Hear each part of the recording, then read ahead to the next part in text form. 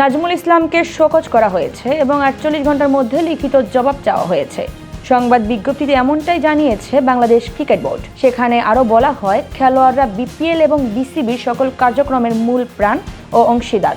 Board আশা করছে ক্রিকেটাররা পেশাদারিত্ব ও দায়বদ্ধতা প্রদর্শন করে টুর্নামেন্টের সফল সমাপ্তি নিশ্চিত করবেন এবং বিপিএল এর ধারাবাহিকতা বজায় রাখবেন। বোর্ড পরিচালকের আপত্তিকর মন্তব্যে গভীর অনুতাপ প্রকাশ করেছে এবং এটি ঘিরে তৈরি হওয়া উদ্বেগ স্বীকার করছে। পাশাপাশি পেশাদারিত্ব, ক্রিকেটারদের সম্মান এবং খেলার মান ও মূল্যবোধ রক্ষায় বোর্ডের অটুট প্রতিশ্রুতি পুনরায় নিশ্চিত করা হয়েছে। এই ঘটনায় বিপিএল এর ঢাকা পর্বের খেলা আপাতত বন্ধ হয়েছে। বিসিবি পরিচালক এম নাজমুল ইসলাম তামিম ইকবালকে ভারতীয় দল আখ্যা দেওয়ার পর সম্প্রতি ক্রিকেটারদের পারফরমেন্স অনুযায়ী বেতন দেওয়ার প্রয়োজনীয়তা নিয়ে মন্তব্য করে আবারও সমালোচনার জন্ম দিয়েছেন। এই মন্তব্যে তার পদত্যাগের দাবি তুলেছে cricketers welfare association of Bangladesh.